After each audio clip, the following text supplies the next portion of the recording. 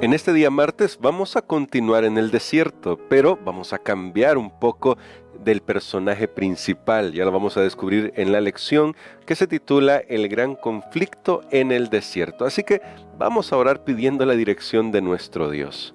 Padre Santo y bueno, hoy venimos ante ti agradecidos por lo que ya aprendimos estos días pasados, pero suplicando que nos ayudes a comprender aún más cómo lidiar con estas situaciones que desde nuestra perspectiva humana a veces nos resultan demasiado difíciles de sobrellevar.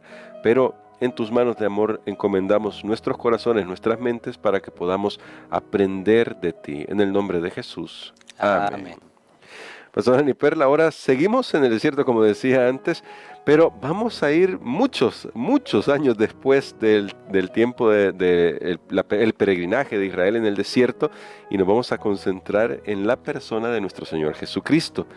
Pero lo vamos a hacer a partir de un texto que creo que todos conocemos, que se encuentra en Lucas capítulo 4, versos 1 y 2, y que está citado en nuestro folleto de estudio, que dice así: Jesús, lleno del Espíritu Santo, volvió del Jordán y fue llevado por el Espíritu al desierto por 40 días y era tentado por el diablo.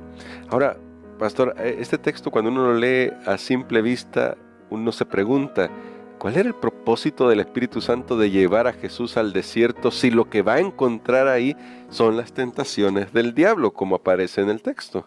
Muy bien, creo que esta semana con este tema completamos, o más bien nos enfocamos más en esos crisoles de madurez, que son aquellas pruebas en las cuales Dios activamente permite que nosotros entremos. De hecho, cuando vamos al texto de Marcos, que habla de la tentación en el desierto, de este mismo evento, el libro de Marcos lo pone en una manera todavía, yo diría, más gráfica y violenta. Dice, el Espíritu lo impulsó al desierto. O sea, es como, no sabemos cómo es que fue llevado, pero no nos metamos tanto en eso, esos son pormenores con la enseñanza teológica que vamos a recibir, pero no sabemos cómo fue. La cosa que me llama la atención que Marcos dice fue impulsado, pero esa palabrita, el énfasis es más fuerte en el idioma original, es como que fue lanzado.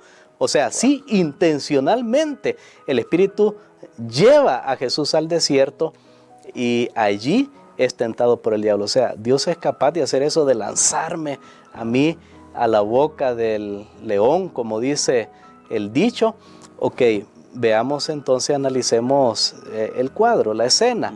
Recordemos previamente antes, me gusta cómo lo presenta, bueno, cómo lo presenta Mateo, previamente antes de ir al desierto de la tentación o de que el Espíritu lanzara a Jesús al desierto, Jesús se había bautizado.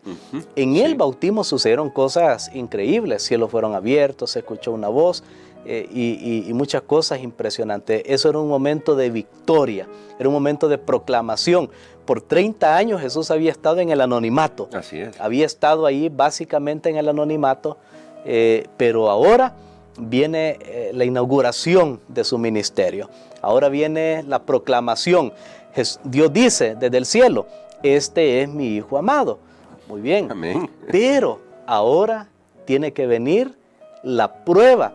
Porque recordemos, por eso me gusta cómo lo pone Mateo. Para Mateo, y él trata de presentar que Jesús es rey. Y es como con decir, ahora ha venido el rey. Ok, pero un rey tiene un dominio. Sabemos que el dominio de esta tierra, alguien lo ha usurpado, que es Satanás.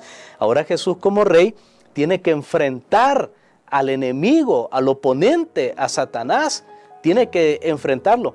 Jesús, después que es bautizado, tiene que mostrar que no hay componendas con el enemigo, que Él no ha venido para negociar. Jesús no vino para negociar con el diablo. Amén. Él vino para derrotarlo, para destruirlo. Así que Jesús se tiene que confrontar directamente. Está ahora iniciando su ministerio, se tiene que confrontar con el enemigo.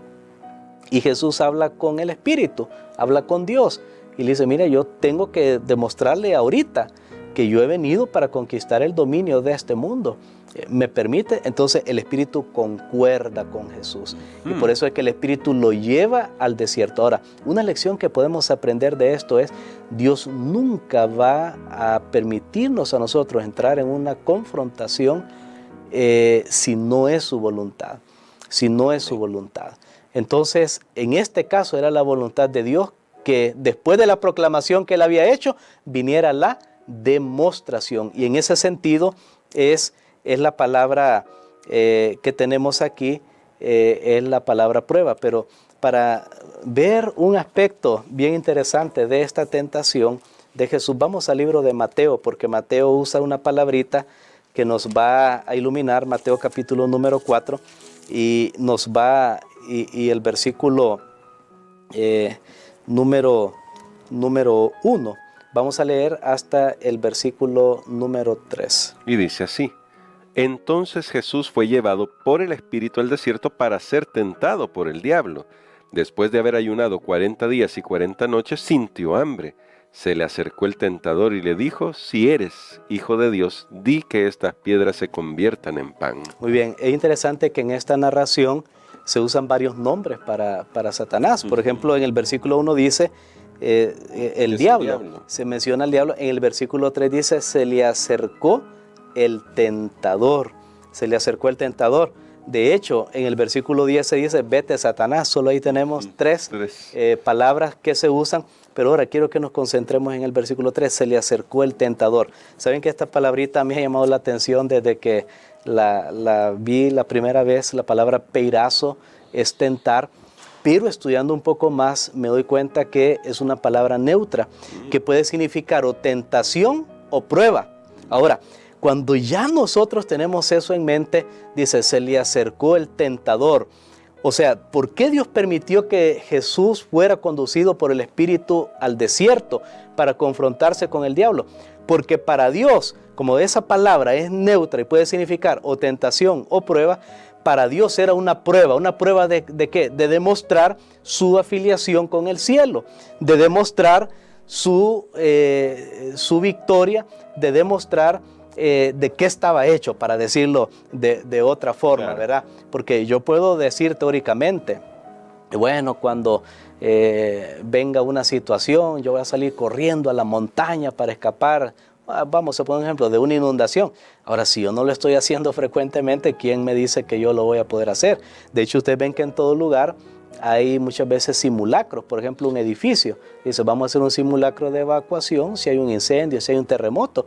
Entonces la gente van y practican primero para que a la hora de la realidad ellos sepan qué hacer, y no que no saben nada y nadie sabe por dónde salir. Ahora, era lo mismo. Si Dios había dicho: este es mi hijo amado, en él me complazco, este es el rey, este es el que viene para conquistar el mundo, pero Jesús se queda ahí sentado, después del bautismo bien bonito, se queda sentado en la casa, pues no hay nada. No, aquí no hay tiempo que perder. Ahora Jesús va a demostrar. Entonces, aquí nosotros tenemos muy claro que la palabra tentador, esa palabra peirazo, es para el diablo es una tentación. Ojo, para Dios es una prueba. Entonces, el diablo sí, porque esa misma prueba que Dios permite, el diablo la convierte en tentación para que dudemos de él. Dios la convierte en prueba para que aprendamos a confiar en él. Wow. Que es lo que el pueblo de Israel nunca hizo allá en el desierto. Ya lo vimos cuando tuvieron sed, esa prueba, en vez de sentarse y esperar, bueno, aquí nos vamos a esperar, Señor, que nos caiga la lluvia, nos vas a mandar agua, no sé cómo vas a hacer, pero lo vas a hacer. Y se hubieran quedado ahí a confiar en él. Ahora, Jesús lo hizo porque como había convenido con el Espíritu a ser sostenido en el desierto solamente por Dios, y aún cuando el diablo le dijo: mira, tú conviertes las piedras en pan, no vamos a entrar en el detalle de las tres tentaciones porque sería mucho tiempo, pero ahí en ese momento ustedes notan que Jesús no cedió. Él esperó, aún si se tenía que morir de hambre, se moría, pero iba a actuar basado en lo que había hablado con el Espíritu. Entonces aquí nuevamente enfatizo esa lección, hermano Gerson. Excelente. La prueba o es tentación. El diablo quiere que sea tentación para mi vida. Ahora, ¿qué pasa? ¿Qué pasa si yo paso la prueba? Eso significa que yo soy justo y estoy yendo por sendas de justicia. ¿Por qué Dios me permite ir por el valle de sombra y de muerte? Porque es parte de la senda de justicia para que yo me pueda conocer. Señor, mire, en esta estrechez, en esta escasez, en esta situación, en este conflicto, me doy cuenta que yo, por ejemplo, soy vengativo. me doy cuenta, Señor, que tengo orgullo, o me doy cuenta que puedo llegar a agarrar lo que no es mío. Y ahí yo veo y voy tratando de pedirle a Dios que me ayude. Ahora, si yo fallo en la prueba, significa que se convirtió en una tentación, pero recordemos lo que dice Santiago. Nadie va a ser tentado por algo que no esté adentro de él. En otras palabras, si yo fallo, es culpa mía, es por lo que hay dentro de mí, nunca por lo que hay afuera.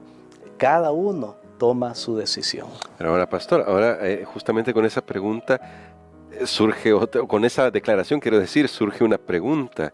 Nosotros los seres humanos, nuestra realidad es que fallamos.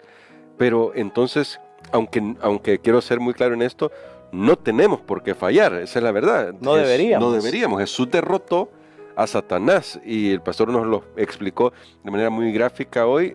Jesús fue el que venció a Satanás y lo hizo porque no confió presuntuosamente en las promesas de Dios. Me gustaba mucho que el pastor enfatizó, lo hizo en acuerdo con el Espíritu Santo.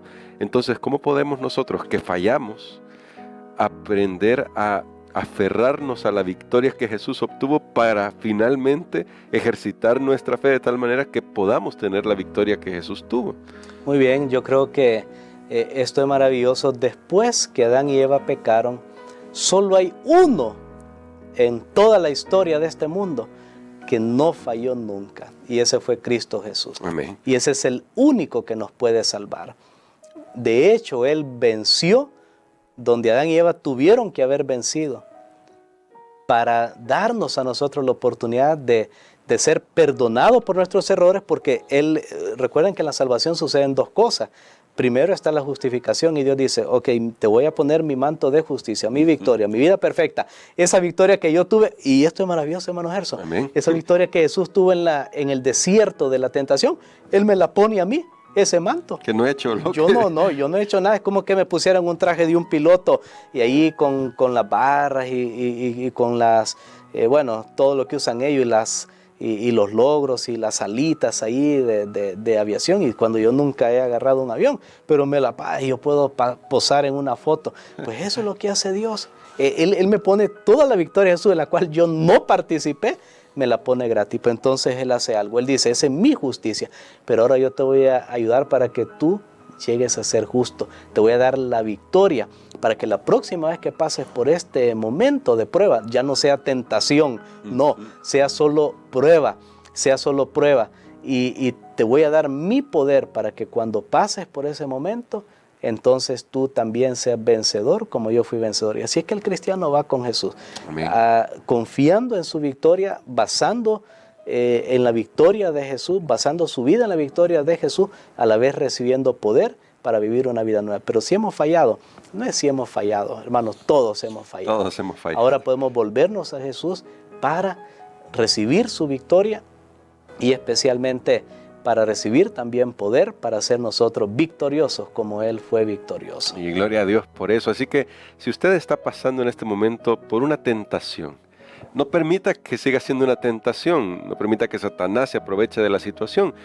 Ore, busque al Señor y que el Señor le fortalezca. Recuerde, Él ya venció y podemos enfrentar estas pruebas de tal manera que Él pueda perfeccionar su carácter en nosotros. Y por eso quisiera pedirle que orara por nosotros, pastor, porque como usted bien decía, no es que si fallamos, nosotros fallamos, esa es la verdad, pero todavía tenemos oportunidad si queremos levantarnos y vivir mejor para Cristo Jesús. Amén. Vamos a orar. Padre, te damos gracias, Señor, porque las dificultades en el camino pueden convertirse al final solo en una demostración de que te amamos a ti y confiamos en ti por encima de todas las cosas. Yo sé, Señor, que esto es más fácil decirlo que vivirlo, pero ahora pedimos que nos cubras con el manto de la justicia de Cristo, esa justicia que Él ganó con su propia vida perfecta en esta tierra. Nunca pecó ni se halló engaño en su boca. Pero también te pedimos, Señor, que nos des tu espíritu, que nos des la capacidad para llegar a ser victoriosos, y aquellas cosas que nos tumbaban tan fácilmente, aquellas cosas que nos hacían murmurar, quejarnos en todo el camino de ti, puedan salir a un lado, Señor, y veamos en cada problema una oportunidad para glorificar tu nombre y crecer más espiritualmente. Lo pedimos en el nombre de Jesús. Amén. Amén.